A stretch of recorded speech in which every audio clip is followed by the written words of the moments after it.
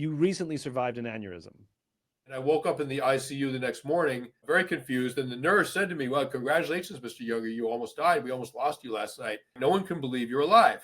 I was shocked. I was completely horrified and shocked. She said, try this. Instead of thinking about it like something scary, try thinking about it like something sacred.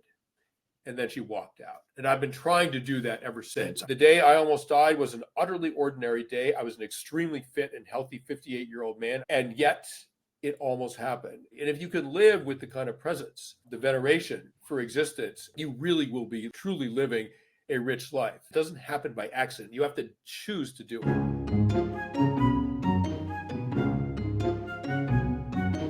Sebastian, such a pleasure to meet you. Oh, likewise. Thanks for having me on. I've been an admirer of you and your work for many, many years, and we've never met before. Yeah, thank you. I really appreciate that. You recently survived an aneurysm. And the feeling you had and the fears you had and the sense of survival you had was more profound from that than all the other experiences you've had where your life was at risk. Yeah, I mean, specifically, I had an undiagnosed aneurysm in my abdomen, in my pancreatic artery. And so an aneurysm, for your listeners who may not know, is that it's a ballooning of the blood vessel, right? It's not high cholesterol. It's not, whatever. It's not a lifestyle issue. It's a structural abnormality. It's very rare, the kind that I had. And it's asymptomatic and it's hard to diagnose until it ruptures. And when it ruptures, you basically bleed out as if you've been stabbed in the stomach, except you're bleeding out internally into your own abdomen. Once the blood's out of your arteries and in your abdominal cavity, it's of no use whatsoever. And you could die of blood loss and not have a single drop of blood on the floor, right? If you've been stabbed, the advantage to being stabbed or shot or whatever is that the doctors, when they finally get you at the hospital, they know where to sort of put their finger, right? They know how to plug the leak because the wound shows them where the leak is. With internal hemorrhage, they have no idea. Your abdomen's a big bowl of spaghetti, right? Trying to find a bleed in your abdomen is extremely hard. So what happens, I felt this sort of sudden pain in my abdomen, and it was the aneurysm that I didn't know I had. It had ruptured in mid-sentence. When talking with my wife, I was like, oh my God, what is that? Immediately, I was losing a pint of blood every 10 or 15 minutes. Now, there's about 10 pints of blood in the human body. And I lived 1 hour away from the hospital. You could do the math, right? I was a human hourglass. And by the time I got to the hospital, I was minutes from dead. I was conscious. I was going into end-stage hemorrhagic shock. I was convulsing, very confused. And the doctors stuck a large gauge needle straight into my neck, into my jugular to transfuse me. My blood pressure was 60/40, which is like you're running on fumes at that point. And as they were working on me, this black pit opened up underneath me. And let me just say right now that I'm an atheist. I've been an atheist my entire life. I'm still an atheist. My father was an atheist and a physicist. And there's nothing mystical in me. Woo-woo just gives me the creeps. I just have no tendency in that direction, right? A black pit opened up underneath me. And I started to get pulled into it. And I started to panic. I had no idea I was dying. Absolutely none. But I was getting pulled into this black pit. And I started to panic. And as I panicked, my dead father appeared above me in this strange sort of energy form. And he was like, it's okay. You don't have to fight it. You can come with me. I'll take care of you. And I was horrified.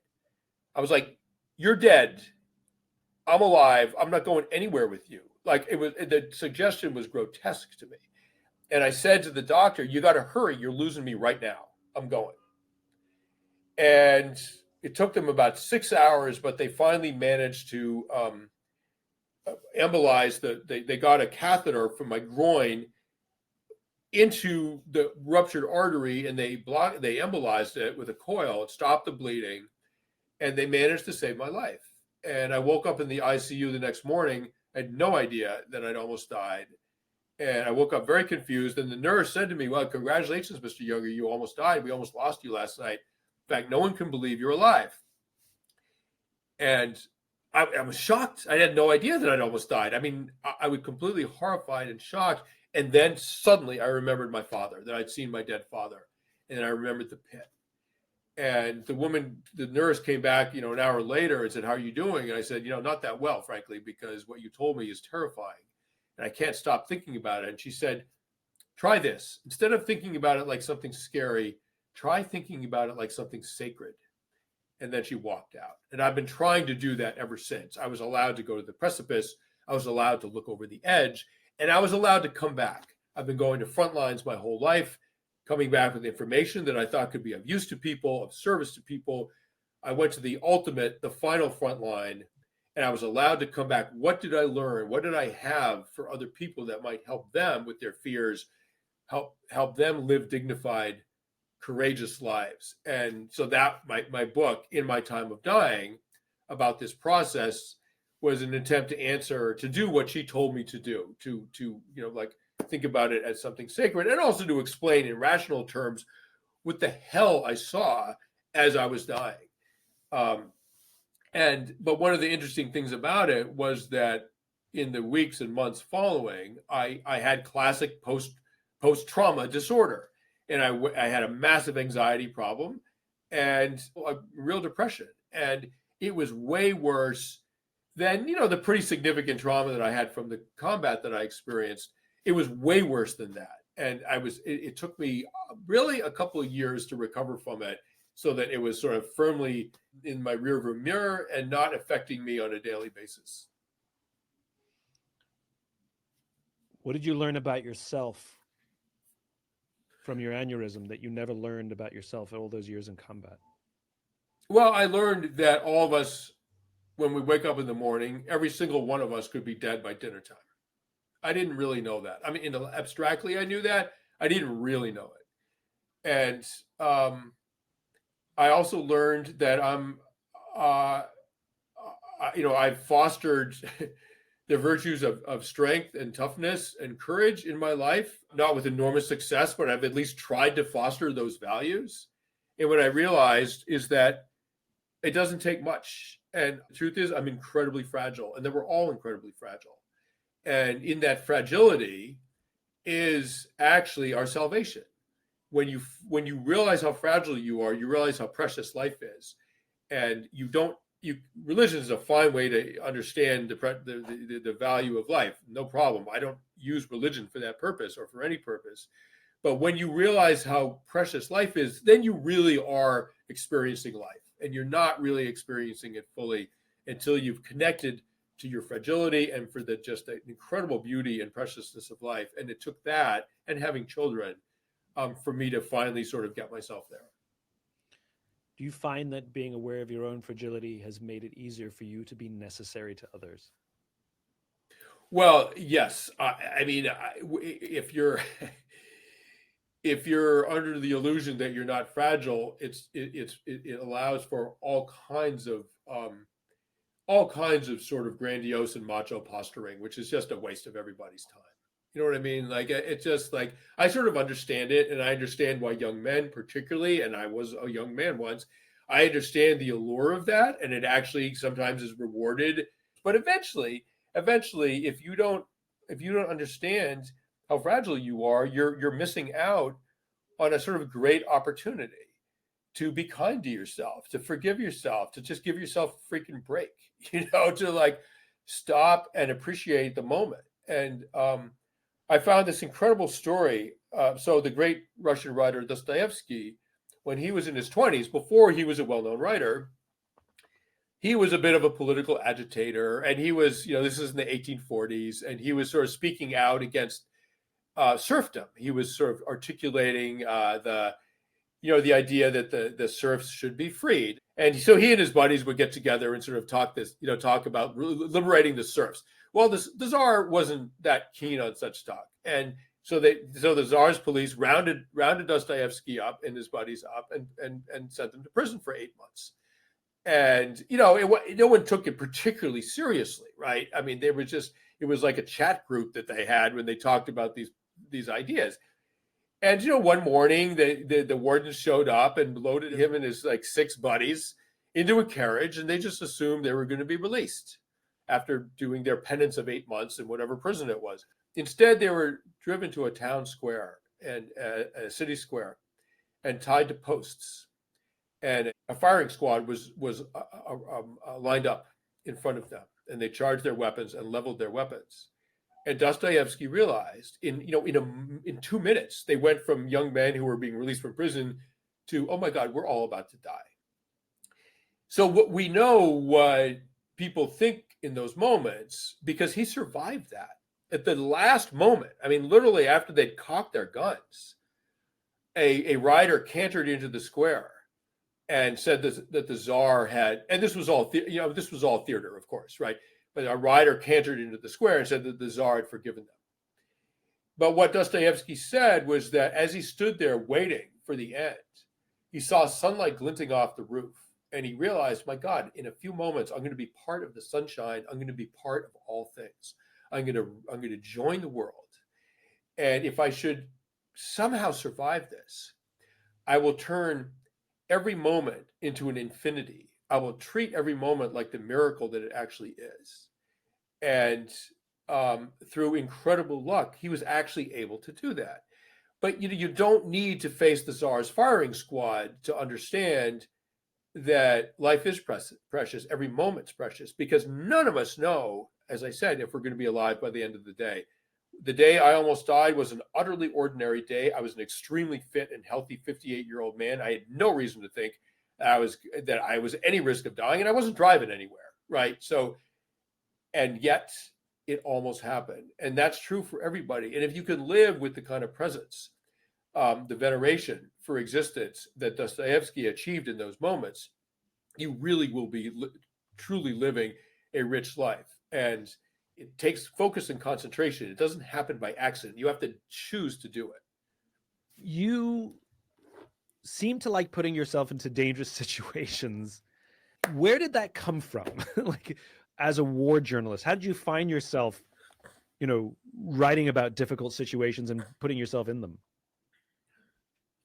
Well, I just, just to start with the disclaimer, there are thousands of journalists who are really in the trenches month in, month out, year in, year out, much more than I've ever been. So in my population, I'm at the very low end of the sort of risk-taking journalist, but I'm also kind of high profile as an author. So I get a lot of sort of attention. I grew up in a, pretty affluent suburb of Boston, and, understand that humans are wired to deal with a lot of adversity and a lot of danger, and young males, particularly in every society in the world, are sort of trained to deal with some of the riskier things that society needs done, including in our society. Firemen, it's almost all men. Drilling for oil, almost all men.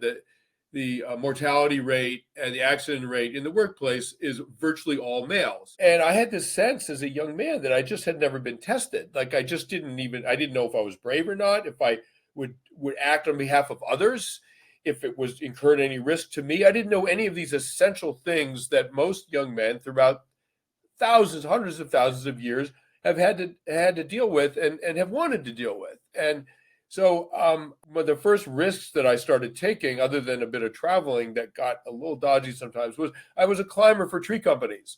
And so I would be working 70, 80, 100 feet in the air on a line with a chainsaw, taking trees down in sections. And it was just inherently risky work. And after getting hurt doing that, I thought, I got to get out of this. I wanted to be a writer, and I'm going to write a book about dangerous jobs. And one chapter of that book that I imagined became The Perfect Storm. It was a chapter that was going to be on commercial fishing. I was living in the town of Gloucester, Massachusetts, and a local boat was sunk in a huge storm in 1991. But another chapter was going to be on war reporters. And my dad had grown up in Europe. He was a refugee from 2 wars. He was born in 1923. They left Germany. His dad was Jewish. They left Germany in 33, the year of the Reichstag fire. They went to Spain. They left Spain when the fascists came in 36 with Franco.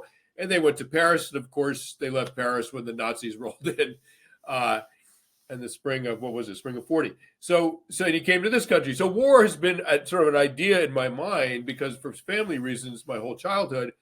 And there was a civil war in Bosnia. Sarajevo was besieged by the Bosnian Serbs. A modern army shooting civilians like fish in a barrel for years.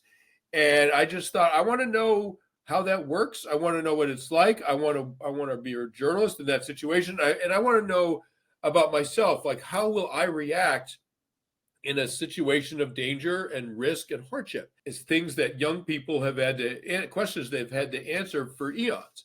And this was my chance. And so I went off and became a freelance war reporter in Sarajevo in the summer of 1993. What did you learn about yourself? I learned that I was completely vulnerable to being addicted to a life of meaning. And the life that I led before that didn't seem very meaningful. I waited tables. I was a climber for tree companies. I was writing short stories. None of it really mattered very much to anyone. And suddenly I'm in a situation where, even though I'm the bottom of the food chain as a freelance, like, radio stringer, I mean, that's plankton on the journalistic food chain. But I was part of this thing, right? There was a cadre of foreign reporters in Sarajevo and in Bosnia telling the world what was happening. It was ethnic cleansing. It was genocide, whatever you want to describe it. It was horrific. And I was part of the system that communicated that to the rest of the world.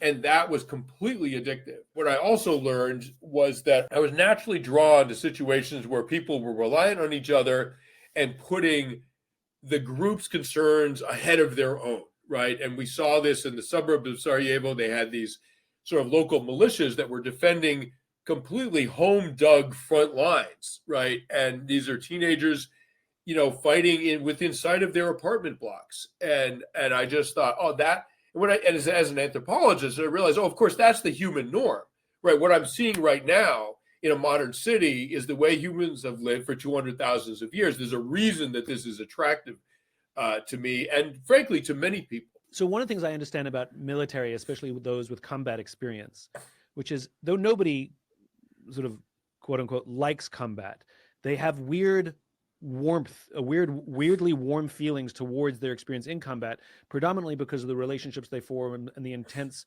camaraderie.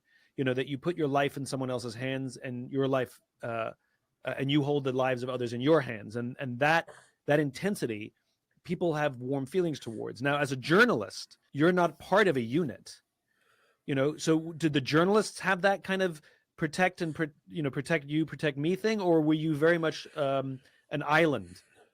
Right. Well, the human tendency is to affiliate with the people who are around you. And that happens to men in prison, and that happens to soldiers, and it happens to journalists who are with combat forces in any war, right? You're dependent on them for mobility, for food, often for your own safety, and you very, very quickly affiliate with them. And so I would say that and certainly when I was with American soldiers in the Korangal Valley in eastern Afghanistan, I made a documentary called Restrepo about that year, and I wrote a book called War. Restrepo. It's an incredible film. Thank you. That was recommended to me by a soldier back when it came out. Oh, good. Oh, nice. No, I was enormously affiliated with those guys, right? I mean, that just happens. It's what humans do. Humans don't survive by themselves in the world. They die almost immediately. You drop a human into the wilderness by himself, by herself, a week later, they're probably dead. But we thrive in groups. We're social primates. And when you put the group's efforts, the group's concerns ahead of your own, you would think that would feel like a loss. It actually is kind of intoxicating to do that.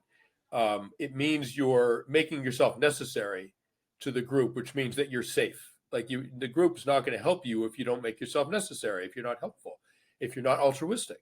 And when you have the opportunity to do that, it feels very, very good for some very ancient human reasons. And so that's why people, after the Blitz in London, people were enormously nostalgic. I know after Hurricane Katrina on the coast of Mississippi, I have friends from there.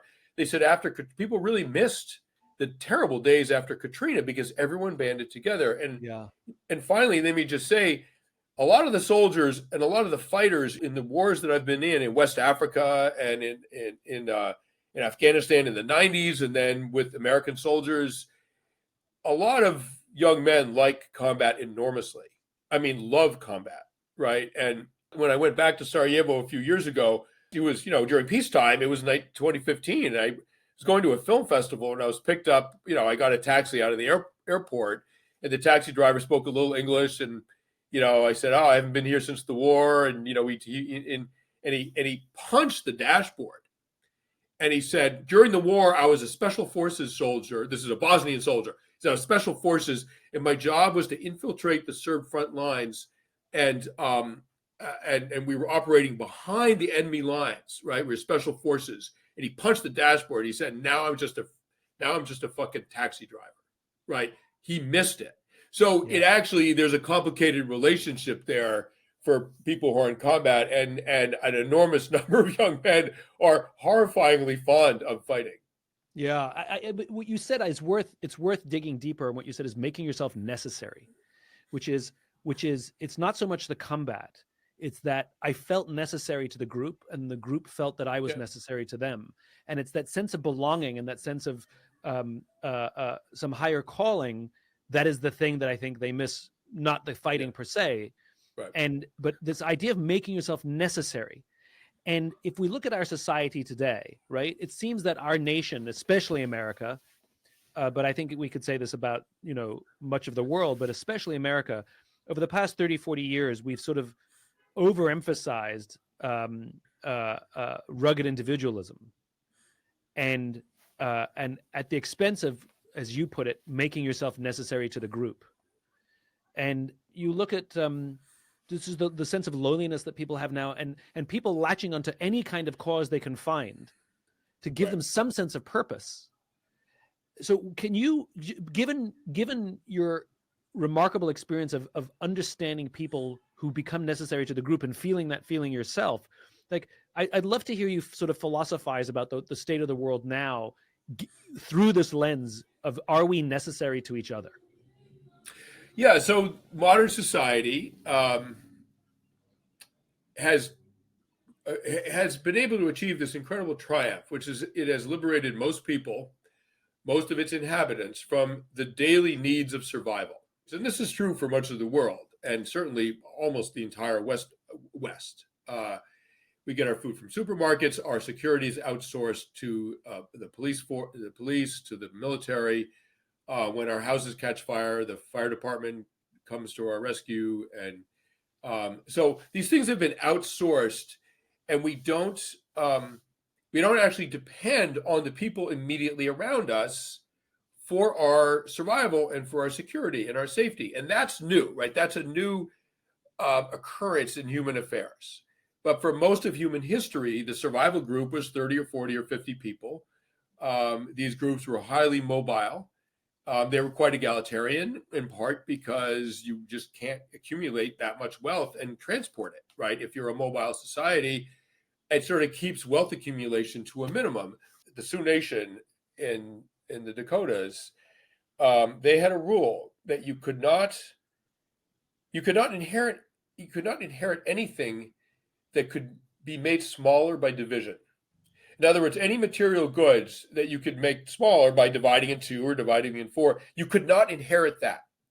You can only inherit the good name and the honor of your father or your mother or what have you, but not something that could be made smaller by division. And what that does is it creates a really kind of radical equality between people. And leaders are leaders because people are willing to follow them, right? Not because the leaders have some kind of power and authority and extra rights where they can impose their will on others. Mm-hmm. That doesn't work so well in a small survival group. And so I in my book Tribe, I looked at a situation in Italy where this terrible earthquake struck in Avezzano around 1915, something like that. Something like 95% of the population of the local population was killed in under a minute. It was like they'd been hit by a nuclear weapon, right? So the people that survived this had to make it for many days until help could get there. And they depended on each other, right? They dug each other out of the rubble and salvaged food and whatever they had to do. And one of the men who survived this said, the earthquake produced what the law promises, but cannot in fact deliver, which is the equality of all men. Criminals, non-criminals, wealthy, poor, good-looking, ugly, whatever. None of those awful distinctions that we make in society mattered in this dire situation. And that once it was over, people really missed it. They missed being valued for for Mm. who they can turn themselves into. Right? Yeah. All right. Maybe I was a criminal, but I'm helping you right now. That's who I really am. Right? Yeah. And that's what society takes away, is the opportunity that individuals have for making themselves in their own sort of best image. So I spent a year off and on with a platoon of American soldiers in pretty intense combat in eastern Afghanistan.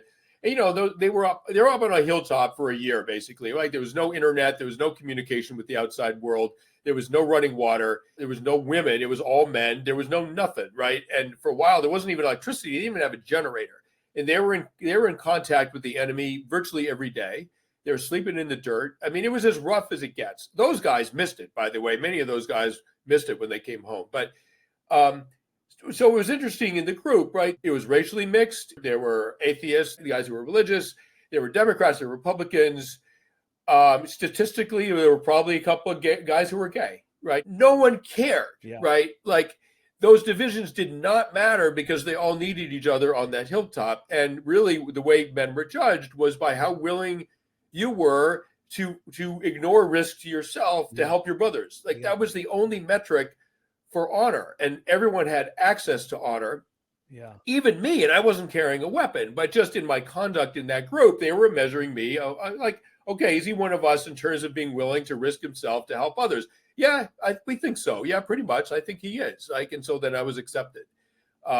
So how do you transfer? I mean, if a bunch of grunts on a hilltop can do that with each other, why can't we pick up that core human value and place it back down in this country? It's a good question. Oh, but this is so good. This is so good, Sebastian, because basically I've always lamented the loss. For a while, I've been lamenting the loss of honor, as a currency in our society. You can go back a few hundred years in the times of chivalry. Honor was the thing you had, and your word was true because you didn't want to lose honor. And we have shame-based societies like in the East or in the Middle East, where honor and family honor is a thing, and you keep your word and you do things because of honor. We're not a shame-based society in the United States. We don't talk about honor. We don't do things for honor. We do things that are dishonorable every day. It's one of the things I love about the military, which is, somebody will introduce me to somebody and be like, hey, should I talk to this person? And they'll be like, yeah, totally honorable guy. It's a currency. So the question is what's honor? The question is what's honor? And I think what I'm learning from you is that honor is the willingness to be necessary. Yeah. That's the right. Choice, because you talked about choice before, that honor is the choice to be necessary, and that people recognize that you are willing to make the choice to be necessary. Yeah. I mean, you have moral standards that you're willing to make real sacrifices for, even sacrifice your life. Yeah. One of those moral standards is the primacy of the group over yourself. Yeah. Which means you're making yourself necessary. You're subordinating your needs, your desires for the welfare of other people. Those are all forms of honor, and they're very, very important. Sometimes I'm asked by I do like lecture gigs, and sometimes corporations will have me, companies will bring me in to talk, give a sort of pep talk to the troops, as it were, right? Yeah. And the secret they all want to know is, like, how do you make people loyal to the company, right? How do you make the workers loyal to this thing where the financial benefits, the vast majority of the financial benefits go to the leaders, right? Yeah. What's good leadership in that context?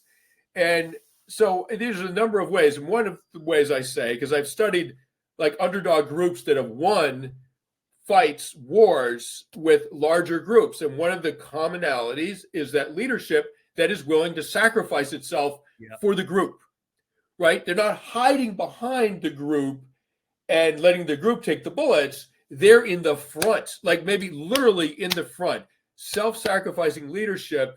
Like, all right, a corporate leader that forgoes their Christmas bonus so that they don't have to fire people in a downturn. That's leadership, right? Everything else is just management, and it's not worth talking about. But one of the other things that is common to underdog groups that succeed, that prevail, is that there's equal access to honor, and that honor is not dependent on rank. So in the U.S. military, which is wise in many things and remarkably stupid in a few things, but wise in many things, is that a private a private who has been awarded the Medal of Honor is saluted by generals, Yeah. right? There's equal access to honor within the military, and generals are not given honor just reflexively. They have to earn it. And the idea of a general saluting a private, to me, means that honor is a sort of democratic thing that all have access to, regardless of rank. And that's a very, very powerful thing in a group. Do you miss Restrepo? Do you miss combat? Oh, absolutely. Yeah. I missed it enormously when the deployment was finished. And I really struggled to come back to quote normal life, where I wasn't part of a group like that and where the stakes seemed remarkably banal. Did you go through depression? Did you find people intolerable because they were concerned about stupid things? Well, I wouldn't put it that harshly, but I felt unconnected to people around me, including to my wife, the woman I was married to. And my marriage broke up. It had its own internal problems, but one of the problems was that I didn't feel like my life back home was my real life. It felt unreal, and it felt insubstantial and inconsequential. And the people that I loved, I felt like I couldn't reach them. I felt like I was encased in sort of bulletproof plexiglass. It was classic post-trauma depression, actually. And I eventually came. And then my buddy Tim, that I was out at Restrepo with, that I made the film Restrepo with, he was killed in combat in Libya right after we'd gone to the Academy Awards for Restrepo, and an assignment that I was supposed to have been on with him. And at the last moment, I couldn't go, and he got himself killed. And I plunged into this like crisis of grief and guilt, enormous guilt that he had died and that I hadn't died. And if he died in a car accident, I wouldn't have felt that. And had we never been in combat together, and he died in combat, I wouldn't have felt that. But if you're in combat with another man, and they die in combat, you are going to feel guilty for the rest of your life, even though it's irrational. Yeah. And I hear this from the teams, the guys in the SEAL teams, which is they fear letting down their fellow team members more than they fear death. Yeah, absolutely. The death is a lower standard than letting somebody down. And this idea of being necessary, was I necessary to the last minute? Yeah. Is this intense sense of belonging, to feel necessary. I find it's such a great framing for purpose, that to have purpose is to be necessary, not to myself, not to the company, but to a group of people who rely on me for their survival, not their profit, but their survival. And that's important. I'm necessary to the wealth generation of the No. Yeah, this is not shareholder bullshit rationalization. It's necessary to the survival. And you talked about it, which is great leadership, which is foregoing my bonus at Christmas so that others may not suffer. That I am becoming necessary to the survival of others. That's right. And there's great honor. And people find purpose when they have children, because I become necessary to the survival of another human being. Right. But understand that really the most profound form of being necessary. I mean, you're with children, you're perpetuating your own DNA. I mean, there's a very powerful evolutionary imperative to do that. Yeah. Humans are the only species where an adult, I'll just say male, because all the combat I've been in, I've been surrounded by men. We're the only species where an adult male will sacrifice himself for another man that he's not related to. Yeah. Like chimpanzees do not do that. No other animal do that. I mean, animals will sacrifice themselves for their offspring and sometimes their mate, but not a same-sex peer. Like throwing yourself on the hand grenade to protect everyone else in the bunker means that your genetic line will die out. You will not have children. And everyone you say will have children, and you just lost the Darwinian competition, right?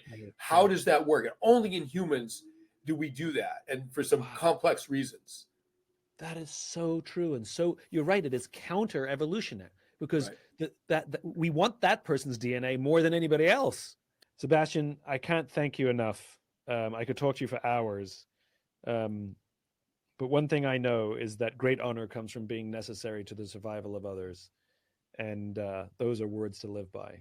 Thank you so much for sharing your experiences with the world in your work. You are leaving us in the world in better shape than you found it. Thank you very much. I really enjoyed the conversation. If you enjoyed this podcast and would like to hear more, please subscribe wherever you like to listen to podcasts. And if you'd like even more optimism, check out my website, simonsinek.com for classes, videos, and more. Until then, take care of yourself, take care of each other.